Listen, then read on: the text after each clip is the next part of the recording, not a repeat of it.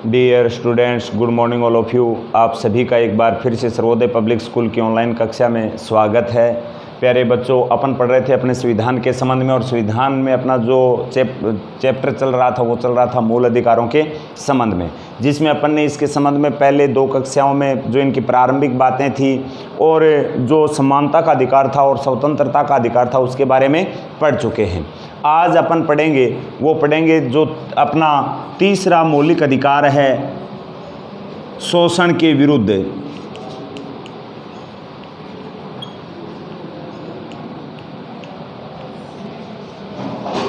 अधिकार, उसके बारे में, जिसका उल्लेख है संविधान के अनुच्छेद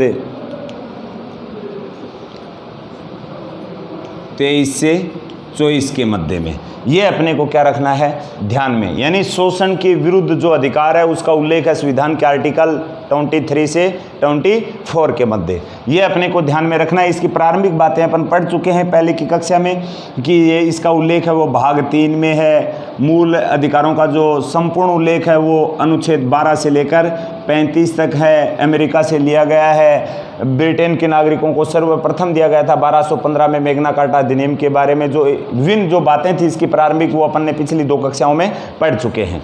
आज अपन वो देखेंगे शोषण के विरुद्ध जो अधिकार है उसके संबंध में, कि अगर किसी व्यक्ति का अगर शोषण हो रहा है तो उसके विरुद्ध में वो किस प्रकार से कार्य कर सकता है या उसके विरुद्ध किस प्रकार से वो कंप्लेन कर सकता है, कौन कौन से कार्य है वो अपन जबरदस्ती किससे नहीं करवा सकते। तो जो आर्टिकल 23 है अनुच्छेद 23, उसके अंदर बिल्कुल स्पष्ट लिखा गया है कि किसी भी व्यक्ति की इच्छा के विरुद्ध अपन बलात् श्रम नहीं करवा सकते। यानी कि बलात् श्रम का निषेध किया गया है वो किस आर्टिकल में किया गया है 23 में। यानी कि अपन किसी भी व्यक्ति की इच्छा के विरुद्ध, जब व्यक्ति की इच्छा होती है तब ही उसकी इच्छा के अकॉर्डिंग अपन क्या करवा सकते हैं, उससे कार्य करवा सकते हैं। अगर व्यक्ति की इच्छा नहीं और अपन जबरदस्ती उससे किसी को कार्य को करने के लिए प्रेशराइज कर रहे हैं तो ये अपना अधिकार नहीं है। तब अपन उसको किस में लिखेंगे, शोषण के विरुद्ध अधिकार में। अपने को स्वतंत्रता दी गई है कि अपन उसके विरुद्ध कंप्लेन कर सकते हैं। किस आर्टिकल में 23 में। यानी बलात् श्रम का जो निषेध किया गया है किस आर्टिकल में किया गया है, आर्टिकल 23 के अंदर। और इसी के अंतर्गत एक और बात की गई है कि आप मानव का व्यापार नहीं कर सकते। यानी मानव व्यापार को निषेध किया गया है। मानव व्यापार को निषेध किया गया है कि आप मनुष्य का क्या नहीं कर सकते, व्यापार नहीं कर सकते, मनुष्य की खरीद फरोख्त अपन नहीं कर सकते। इसका जो प्रतिबंध लगाया गया वो किस आर्टिकल में है, 23 में है। तो आर्टिकल 23 में मुख्य 2 बातें हैं। एक तो अपन किसी से जबरदस्ती कोई कार्य नहीं करवा सकते, अर्थात बलात् श्रम का क्या किया गया है, निषेध किया गया है। यानी कि अपन किसी भी व्यक्ति से जबरदस्ती कार्य नहीं करवा सकते। और साथ में बात आती है मानव व्यापार का जो निषेध का उल्लेख है वो भी किस आर्टिकल में है, 23 में है। इसके बाद अगर अपन बात करते हैं 24 की, तो जो बच्चे होते हैं 6 से 14 वर्ष तक के बच्चों को, विशेषकर 6 से 14 वर्ष तक के बच्चों को कठिन कल कारखानों पर या अपन कह सकते हैं उद्योगों में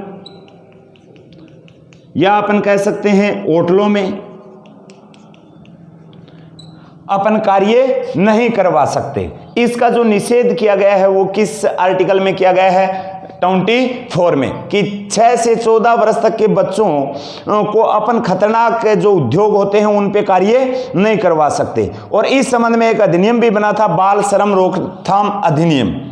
इस यानी कि 6 से 14 वर्ष तक के बच्चों को शिक्षा की एज ये मानी गई है कि इस समय बच्चे को शिक्षा मिलनी चाहिए और सरकार इस के लिए काफ़ी प्रयास भी कर रही है। और 6 से 14 वर्ष तक के बच्चों को निःशुल्क शिक्षा का भी प्रावधान है।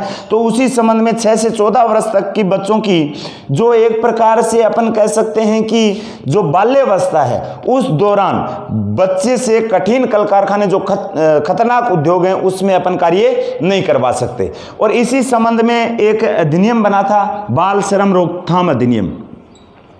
बाल श्रम रोकथाम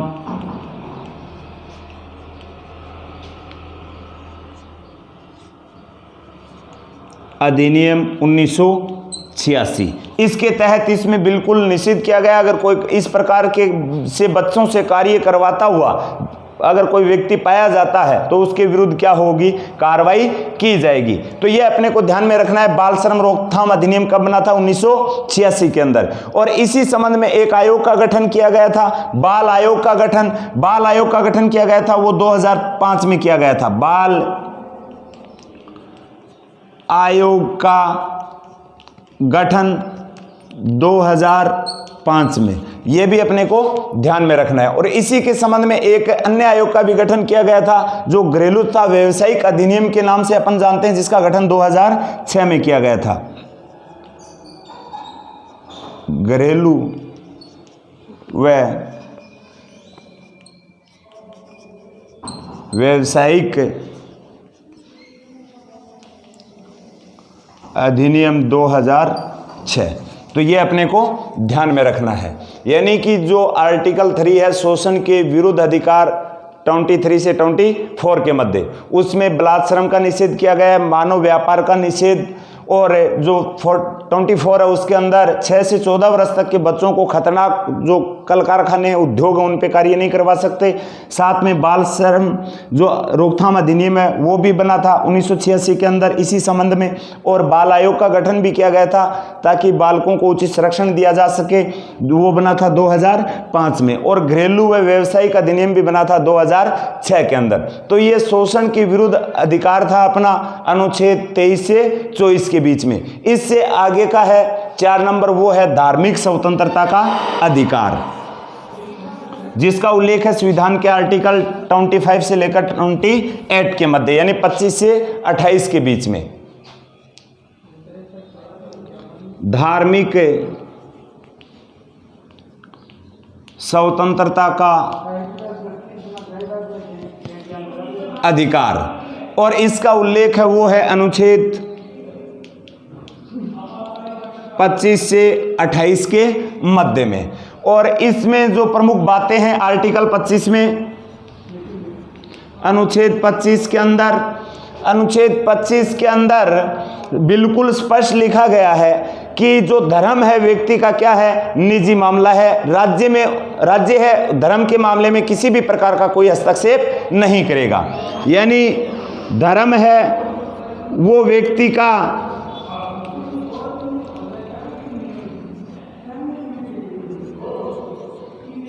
निजी मामला है, और इसके अंदर राज्य किसी भी प्रकार से कोई हस्तक्षेप नहीं करेगा। इस प्रकार की बात का उल्लेख संविधान के किस आर्टिकल में है, 25 के अंदर है।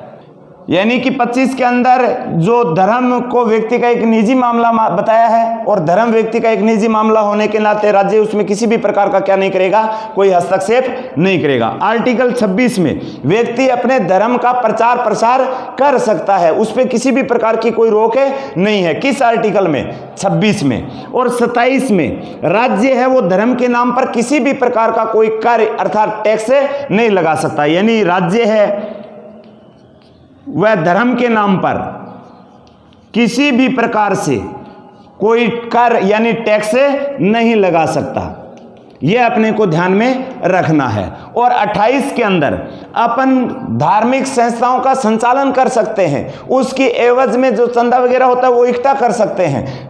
अपन आराम से अपनी संस्था के माध्यम से अपने धर्म का प्रचार प्रसार कर सकते हैं, लेकिन अगर वो संस्था सार्वजनिक नहीं होनी चाहिए, या अपन कह सकते हैं वो संस्था सहकारी या सरकारी नहीं होनी चाहिए। अगर सरकार किसी भी इस प्रकार से संस्था में अनुदान दे देती है तो वो एक किसी धर्म विशेष का क्या नहीं कर सकती, प्रचार प्रसार नहीं कर सकती। तो ये धार्मिक स्वतंत्रता का अधिकार है। धर्म व्यक्ति का एक निजी मामला है, राज्य उसमें कोई हस्तक्षेप नहीं करेगा। 26 में कोई भी व्यक्ति अपने धर्म का प्रचार प्रसार कर सकता है। 27 में राज्य धर्म के नाम पर किसी भी प्रकार का कोई कार्य अर्थात कोई टैक्स नहीं लगाएगा। और 28 के अंदर अपन धार्मिक संस्थाओं का संचालन कर सकते हैं, उसके लिए चंदा वगैरह भी इकट्ठा कर सकते हैं। लेकिन जब राज्य सरकार या केंद्र सरकार उसमें अनुदान दे देती है तो वो किसी धर्म विशेष के लिए उसमें कोई शिक्षा का प्रावधान नहीं दिया जाएगा, वो सभी धर्मों के लिए क्या हो जाएगी, सम्मान हो जाएगी। तो आज अपन ने पढ़े शोषण के विरुद्ध अधिकार और धार्मिक स्वतंत्रता का अधिकार। इससे आगे जो बचा है वो पढ़ेंगे अपन आगे की नेक्स्ट कक्षा में। आज के लिए इतना ही, धन्यवाद।